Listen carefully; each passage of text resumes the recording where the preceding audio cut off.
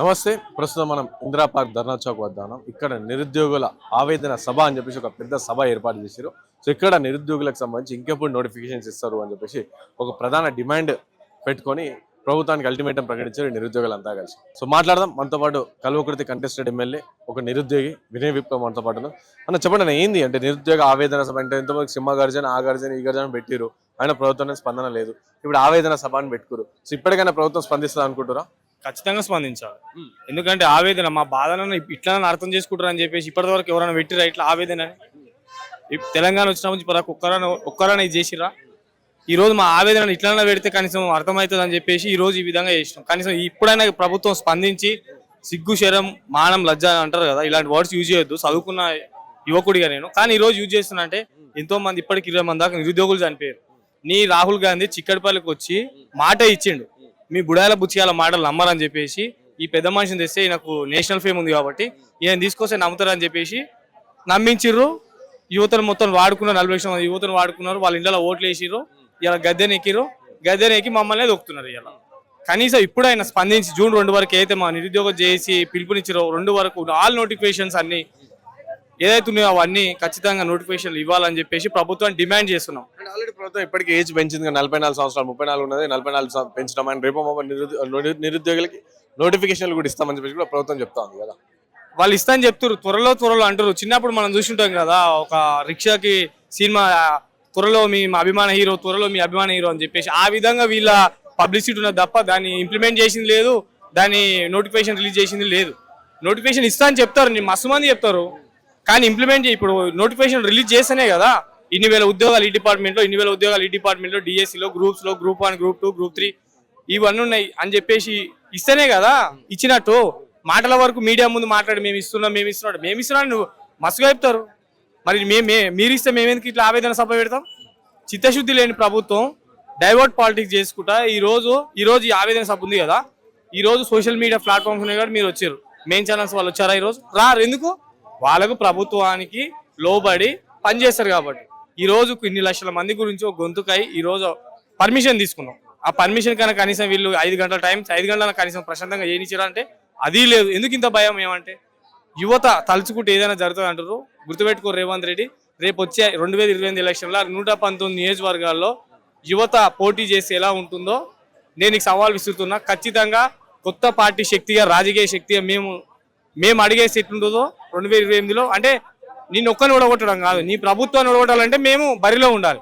మేము బరిలో ఉండాలంటే మా నాయకులు, మా మిత్రులు అందరూ ఒక సింబలిక్ మీద పోటీ చేసి రాజకీయ శక్తి అయినా ఇండిపెండెంట్ అనేది త్వరలో తెలియజేస్తాం. ఖచ్చితంగా నేను ఓడగొట్టాలంటే మేము ఇదే అనుకుంటున్నాం.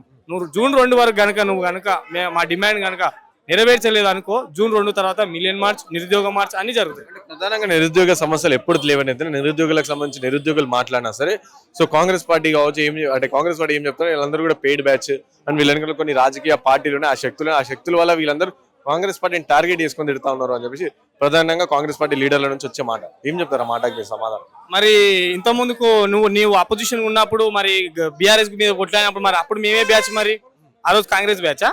మరి ఆ రోజు ఎక్కడ పోయింది? ఈ రోజు మాట్లాడుతున్నావు, మా మీద ఏదో బురద చల్లుతున్నావు. ఏ బ్యాచ్ లేదు ఇక్కడ, ఒకటే బ్యాచ్, నిరుద్యోగ బ్యాచ్ ఒకటే ఉన్నది. వీళ్ళకి చేత కాక డైవర్ట్ చేయడానికే జనాలు ఇప్పుడు నిజాలు మాట్లాడుతూ, చదువుకున్నోడు రాజకీయం గురించి మాట్లాడితే ఎట్లుంటది? దేశం మొత్తంలో చూసినాం కదా, చదువుకున్నోడు రాజకీయం మాట్లాడితే వాళ్ళు జనాలకు అర్థమవుతుందని చెప్పేసి వీళ్ళని ఒక కోవకు గురి చేసేస్తే వీళ్ళని ఎవరు నమ్మరు, జనాలు నమ్మరు అని చెప్పేసి, మీడియా నమ్మదని చెప్పేసి మమ్మల్ని ఈ విధంగా ఇది ఒక అణిచివేదనే. ఇది నీ అంత పాలన ఇది కూడా. నీకు దమ్ము ధైర్యం ఉంటే నువ్వే అన్నావు, ఇందిరా పార్క్ కాడ వేసుకోవాలి, మాట్లాడాలి, చెప్పాలని రేవంత్ రెడ్డి అన్నాడు. మరి ఈ రోజు నువ్వు ఏం చేస్తున్నావు? ఇంత భయం ఎందుకు నీకు? పేడ్ బ్యాచ్ ఏడనో చూపెట్టమన్నా. నేను కల్లకుర్తి గడ్డనే, నువ్వు కల్లకుర్తే, నేను ఒకటే గడ్డ మీద పుట్టినా పెరిగినా అదే లేదు ఆయన.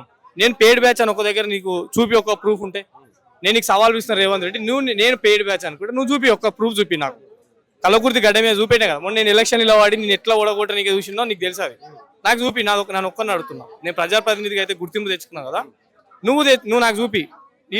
అందరూ అయినట్టే. ఎందుకు అవన్నీ చేతగాని మాటలు? నేను ఒకటే చెప్తున్నా, నీకు దమ్ము ధైర్యం ఉంటే నువ్వు రెడ్డి అయితే అంటావు కదా, మేము పట్టేళ్ళం కొన్ని 100 ఎకరాలు ఉన్నాయి అంటావు కదా. నిజమైన రెడ్డి నలుగురికి సాయం చేసేటోడు, నిజమైన రెడ్డి అనేటోడు, నలుగురిని తొక్కేటోడు కాదు. ఇది మైండ్లో పెట్టుకొని రేపు జూన్ 2 వరకు మా ఎన్ని నోటిఫికేషన్ ఉందో ఆ 2 లక్షల ఉద్యోగాల నోటిఫికేషన్ రిలీజ్ చేయాలని నేను డిమాండ్ చేస్తున్నాను. ధర్నా చౌక్ ఇందిరా పార్కు దగ్గర ధర్నా చౌక్ జరుగుతున్నది కదా, ఆవేదన సభ సాక్షిగా నేను డిమాండ్ చేస్తున్నా. అంటే గతంలో చాలా సందర్భంలో మీరు సింహాగర్జున కావచ్చు ఇంకో సభ అని పెట్టుకున్నా ప్రభుత్వం ఇప్పటివరకు నోటిఫికేషన్ ఇచ్చిన దాఖలాలు కనిపిస్తలేదు అని చెప్పి చెప్తాను. కాబట్టి ఇప్పుడైనా సరే ఈ ఆవేదన సభ ద్వారా కూడా ఒకవేళ ప్రభుత్వం నోటిఫికేషన్ ఇవ్వకపోతే ఏం చేస్తుంది తదుపరి కార్యాచరణ ఏంటి? జూన్ 2 వరకు కనుక 12 గంటల వరకు కనుక నువ్వు కనుక నోటిఫికేషన్ ఇవ్వకపోతే జూన్ 2 తర్వాత నిరుద్యోగ మార్చ్, నిరుద్యోగ మిలియన్ మార్చ్, నిరుద్యోగ వంట వార్పు, నిరుద్యోగ ర్యాలీలు, నిరుద్యోగ ప్రదర్శనలు, ప్రతి ఒక్క దాని మీద మేము ఇప్పుడు తెలంగాణ మూవ్మెంట్ ఎట్లా వచ్చింది అదే మూవ్మెంట్ పైన ఇవన్నీ మార్పులు చేసుకుంటూ తదుపరి కార్యాచరణ చాలా ఘోరంగా రాష్ట్రలోకంగా రాష్ట్రంలో అన్ని జిల్లాలు అన్ని మండలాల్లో కదిలించి ఖచ్చితంగా జనాలే మాకు సపోర్ట్, ఈ ప్రజలే మాకు చేసే విధంగా. ఎందుకంటే ఇప్పుడు పిల్లలకు జాబ్ వస్తుంది కదా, తల్లిదండ్రులు మంచిగా చూసుకునేది, తల్లిదండ్రులకు ధైర్యం ఎట్లా వస్తుంది, పిల్లలకు పెళ్లి చేయాలంటే జాబ్ ఉంటేనే కదా ఎవరైనా ఇచ్చేది. అవన్నీ ఎక్కడ ఉన్నాయి? Solution of only job. ఆ జాబ్ ప్లేస్మెంట్ ప్రభుత్వం కల్పిస్తే మేమే కృతజ్ఞత తెలియజేస్తాం. ఇక కల్పించకుండా మేము మొండి వైఖరి చేస్తాం, మాదే నియంత పాలన, ఎవడేం చేశారు అనుకుంటే ఖచ్చితంగా గుర్తుపెట్టుకో రేవంత్ రెడ్డి. తలుచుకుంటే ఏం జరుగుతుందని కలవకుర్తులు నేను చూపెట్టాను, మా నస్మ చూపెట్టింది, బరిలేక చూపెట్టి రేపు 119 నియోజకవర్గాల్లో యువత ప్రాధాన్యత ఏందో బరిలో నిలబడితే ఎట్లుండాలని మేము తెలియజేస్తాం. Thank you.